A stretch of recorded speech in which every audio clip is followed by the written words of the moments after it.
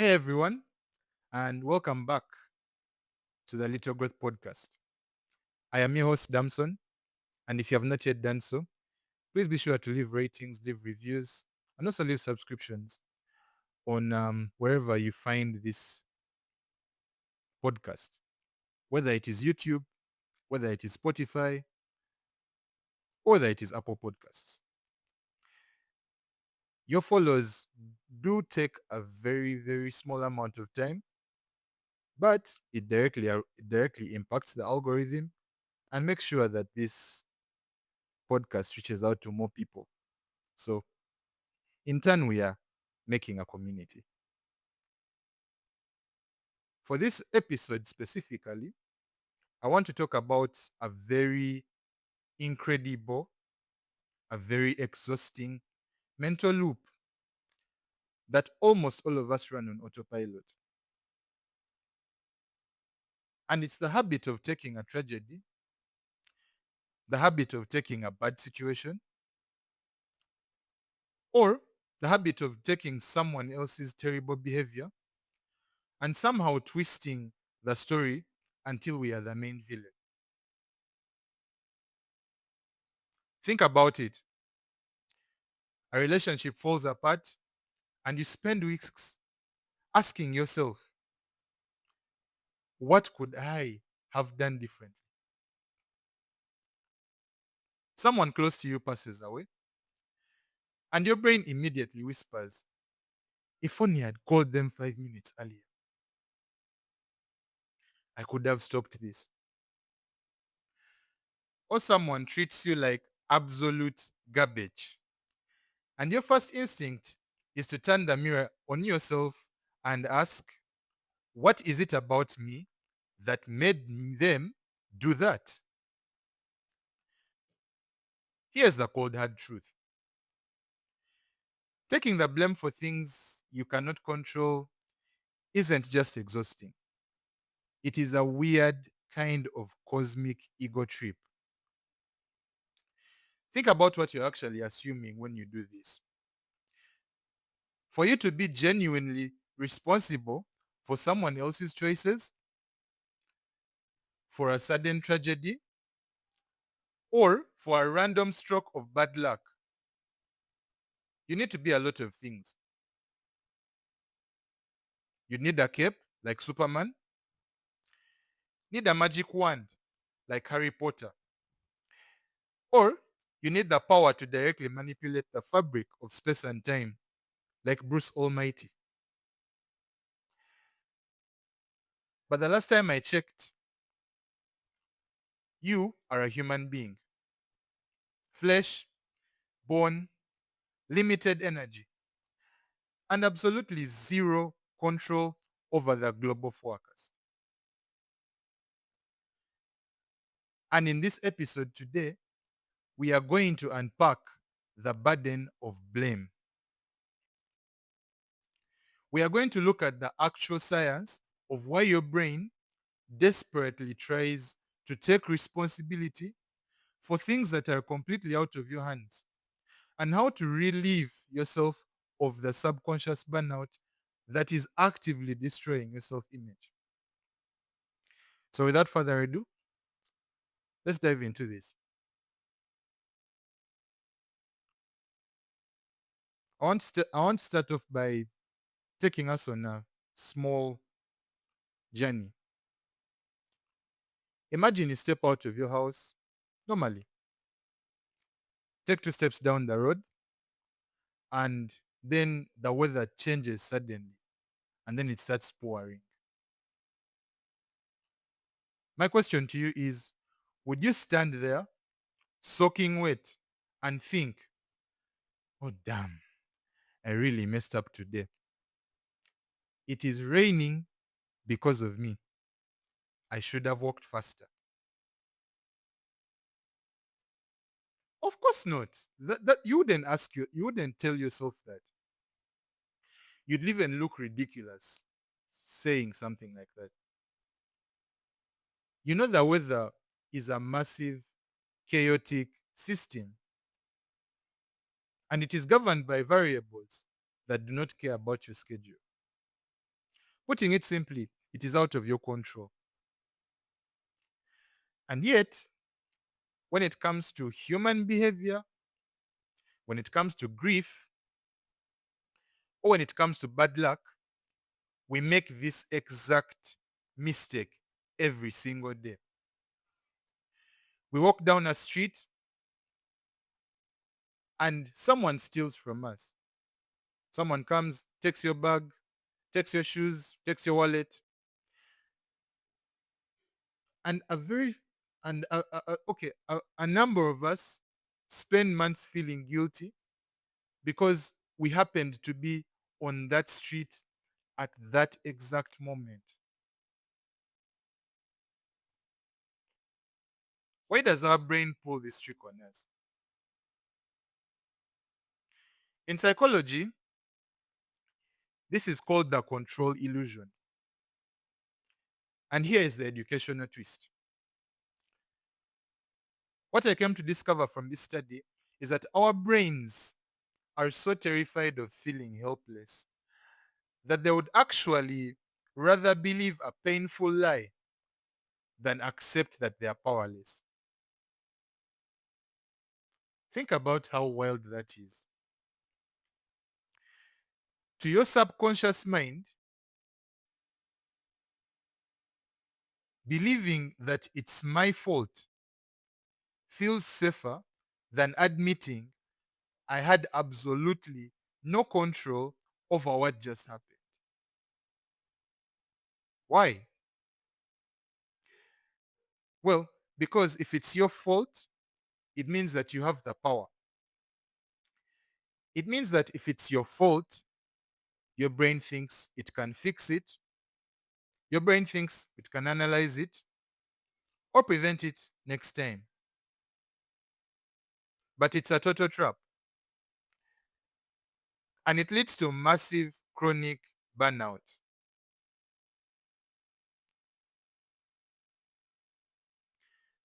The Roman Stoic philosopher by the name of Seneca summed this up perfectly over 2000 years ago.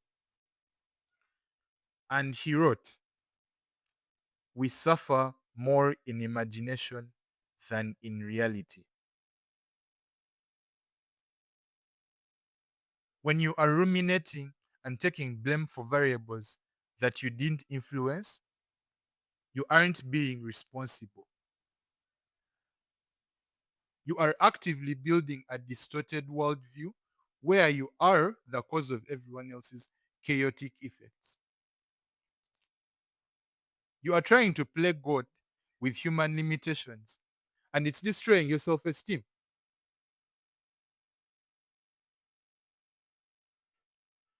Now, let's look at the actual clinical science behind how this ruins our lives. To understand the mechanics of self blame, I have to bring up the works of a one Dr. Martin Seligman. Dr. Martin Seligman was the former president of the American Psychological Association and also known as the father of positive psychology. He famously researched what he called explanatory styles, which is the scientific term for the internal monologue we use to explain bad events. In this study, he discovered that when a bad event occurs, people who fall into chronic depression and anxiety use three specific P's to explain it. The first P is personalization. They own the situation and claim that it's their fault. The second P is pervasiveness. They claim that this ruins everything in their life. And the third P is permanence. They take a situation and think that it's always going to be that way. When you internalize an uncontrollable event, you are checking the box for personalization. Your brain stops seeing the event as an unfortunate occurrence and it starts seeing it as a character flaw. Now, let's pair Seligman's research with another psychologist called Dr. Albert Ellis, who created rational emotive behavior therapy. Now, in Ellis' study, he created the ABC model of emotion, whereby A is the activating event, the event in itself. For example, someone betrays you. For example, someone just dies suddenly. The B, the B is your belief about that event. The C is the emotional consequence of that event. Now, most people tend to think that A, which is the activating event, directly causes C, which is the emotional consequence. They think, quote unquote, someone hurt me, therefore I must feel worthless. But Ellis proved that it is actually B, your belief about that event, that dictates how you feel about the event entirely. If your belief is they hurt me because I am not good enough, you tend to spiral. But if your belief about the event is they hurt me because they are going through their own issues and made a terrible choice, you still feel pain. The pain is still there, but your self esteem remains completely intact because of the way you chose to believe that event.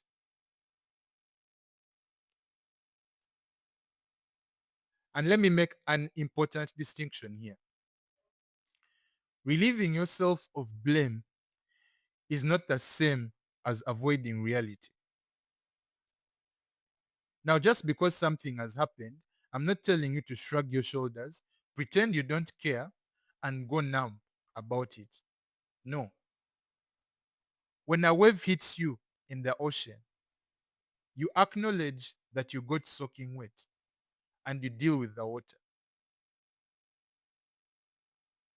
But what you don't do is you don't stand up in the surf and apologize to the ocean for making a wave. What am I trying to say? Acknowledge the situation. If it's grief, grieve the loss. If it's a failed relationship, deal with the fallout. But drop the fiction. Stop saying that you're the one who wrote the script.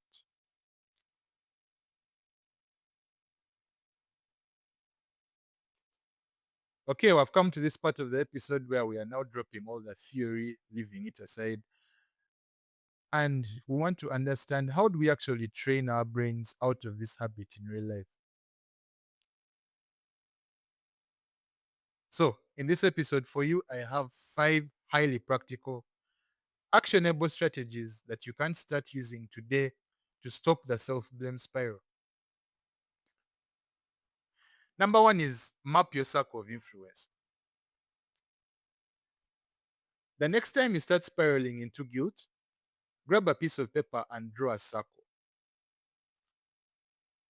Now, inside the circle, you're going to write down the things that you actually had 100% control over. Inside the circle, you're going to write that you had 100% control over your words, 100% control over your boundaries, and 100% control over your reactions. Then, outside the circle, you are going to write down everything else. The things that you do not have control over: other people's moods, the timing of the event, the past, and the genetics, so on and so forth. If the thing keeping you awake at night is outside your circle of influence, You are officially banned from blaming yourself for it. The second thing that I want you to do is flip the why to what. When we blame ourselves, we get stuck in a passive, backward looking loop. You start thinking, why did I let this happen? Oh, why didn't I see the signs? Oh, I should have done, why didn't I do something about it sooner? Stop that. Cut the why. It's a useless question that keeps you stuck. It's not forward thinking, it is backward. Instead, ask active, forward looking questions. Now that this has happened, what is my healthiest next step? Or what do I need to do to take care of myself right now? Number three, let's run the best friend audit. That's what I want you to do. We say things to ourselves in the dark corners of our minds that we know we would never say to a friend if they ever came to us with the same situation. Picture this: if your best friend came to you crying because their partner cheated on them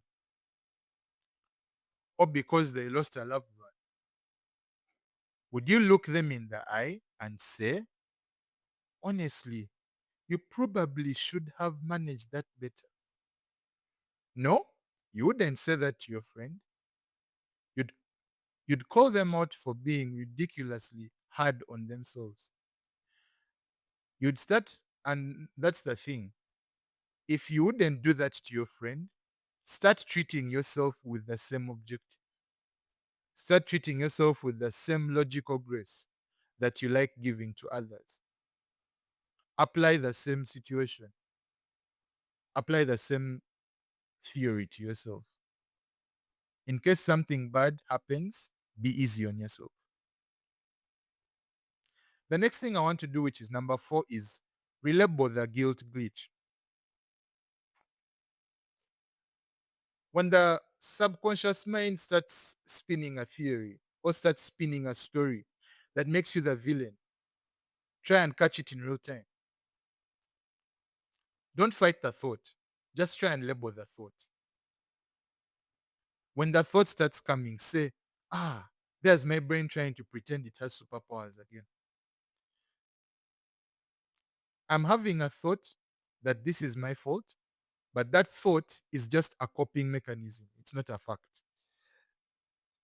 When you do that kind of relabeling, you stop feeling the guilt and start acknowledging the thought in real time. And when you label the thought, you absolve yourself of the blame. You relieve yourself of the blame from the thought. Number 5, and lastly for this episode, is this is the most liberating thing you can do. Practice radical helplessness. Sometimes you just have to look at a painful situation, take a deep breath, and say, honestly, I could not have stopped this, but I'm a human being. I'm not a god, and I'm allowed to be powerless over the chaos of this world. It hurts to admit that we can't fix everything, but it is infinitely better than carrying a heavy backpack of fake guilt.